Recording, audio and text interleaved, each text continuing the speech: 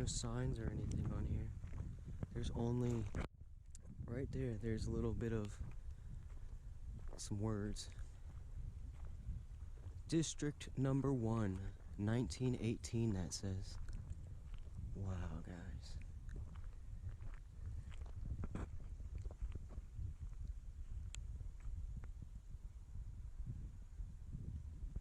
Looks like they were trying to work on it. There's no signs or anything, guys.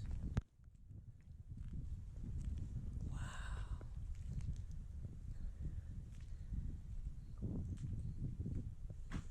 Look at this. It's kind of hard to get it all in one footage here. Let me see, I'm gonna walk down here a little bit. Look at this, all this stuff in the home. Oh, of course, it says Joe. You wanna go in there? Alright, let's check this out, guys. Oh, it's all stable because it all got way rained out. Wow, guys. After Joseph Weeks donated 20 acres of land to the railroad, a station was built called Weeks. The old chalkboard used to be. After the railroad built on part of the acreage, it sold some of it as town lots. Though there was no town company, Joseph Weeks also plotted another 20 acres and sold lots. You can see right up in the next story. The Missouri Pacific Railroad also built a large tank pond 1 mile east of town, which supplied the steam engines with water as they pulled their trains over the hills. I didn't bring a flashlight. I should have. It's just the stairwell. Cattle pens were constructed to hold the cattle for shipping from the large pastures in the area. Desk, even. Gotta be careful in these areas with the spiders, really, and ticks. Less about snakes because it's pretty cold. It's kind of raining out too. This is incredible. The first school building was erected in 1886. The 2-story wood frame structure provided instruction for grades 1 through 8. This old doorway. Look at these stairs, guys.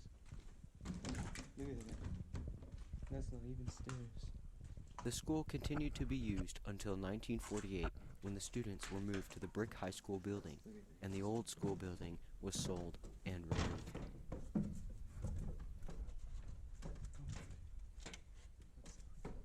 Well, that's cool, guys.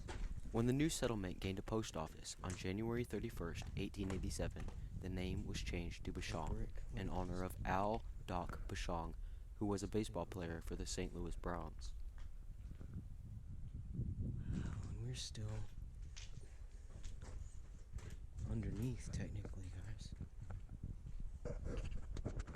Pretty big little place here, guys. In 1887, Bashong had a population of about 75.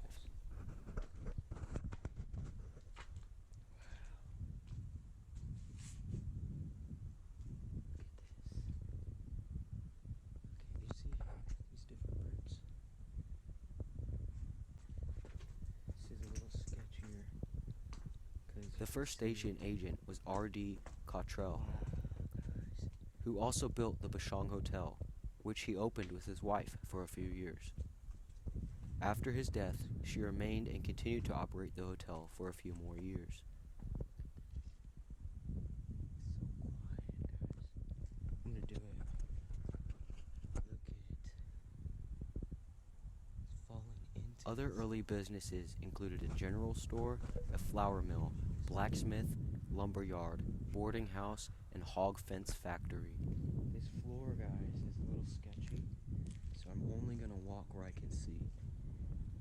So I could clearly see from down there that there were some parts missing. In February of 1894, a diphtheria epidemic caused 12 deaths in 48 hours, and the school was closed. In 1896, the town gained its first and only doctor, Chester L. Stocks. Also a druggist, he continued to serve the community until 1934. Yeah, see, there's like, it's very sketchy. So I'm gonna check right here. Okay, cool. And then we're gonna go check out the outside section. Wow, guys. Oh, I missed this. I missed this on the way in. In 1899, the town boasted a newspaper called the Bashong Bulletin for a brief time.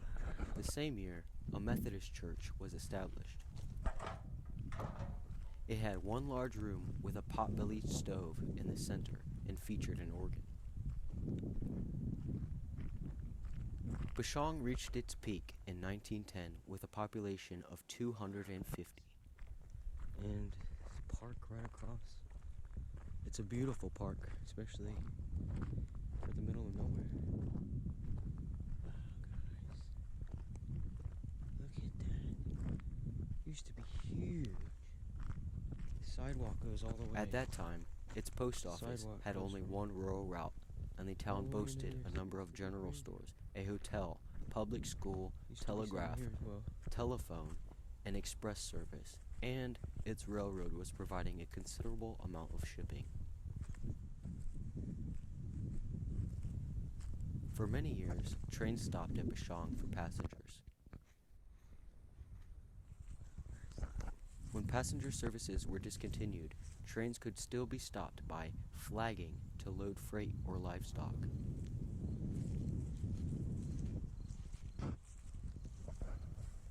A special election established Bashong Rural High School, and classes were held in the upper room of the grade school in 1913. Wipe the screen clear again, guys. Sorry, it is raining.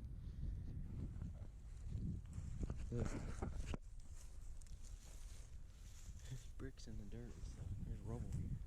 Later, students were taught in other town buildings, with the first graduation taking place in 1916.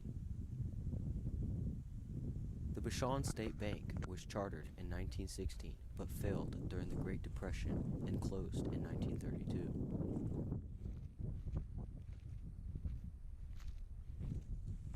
Whoa, I just had a look, guys. A new brick high school was erected in 1918 and considered of 4 rooms. And right through there you can Later, see the highway. additions were made, including a gymnasium in That's 1926. crazy. Unfortunately, a fire in the 1920s destroyed a large portion of the downtown area, and the buildings were never rebuilt.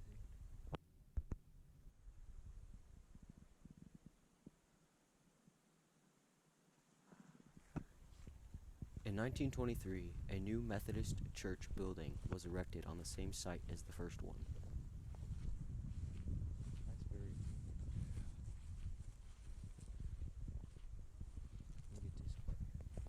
The building utilized the same bell from the old church and the belfry. That year, the town's population was 150.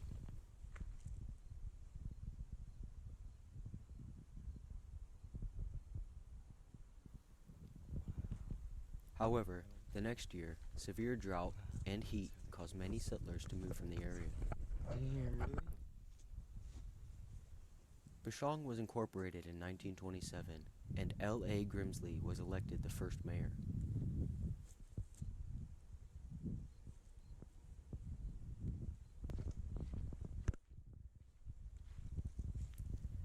At that time, the town had a population of about 150 people and continued to maintain its 2-room grade school and 4-room rural high school.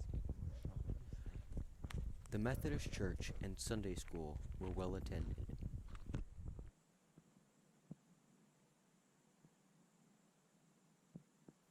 At about that same time, electricity was approved. In 1936, Bashong voted to sell their utility to Kansas Electric Company of Emporia. Oh Bashang's early telephone system was part of the Farmers Mutual Telephone Association, a cooperative company that everyone helped to construct and care for lines and poles. The company was sold in 1960.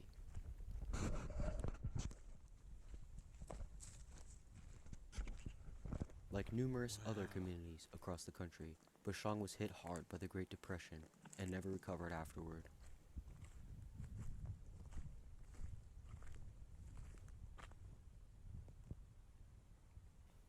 In 1955, school enrollment had dropped to such a degree that Bashang consolidated with the other area's schools. High school pupils went to nearby Allen until Northern Heights opened in the fall of 1957, consolidating the high schools of Bashang, Allen, Admire, and Miller. Grade school continued at Bashang until 1966, when all area 3rd and 4th graders went to Bashang and all other grades to Allen and Admire. The school finally closed in 1970, and the city purchased the building for use as a civic center. Currently, the building is abandoned. I hope you enjoyed this video. If you did, remember to leave a like, subscribe, and maybe even tell a friend. Thank you for hanging out, and I'll see you next time.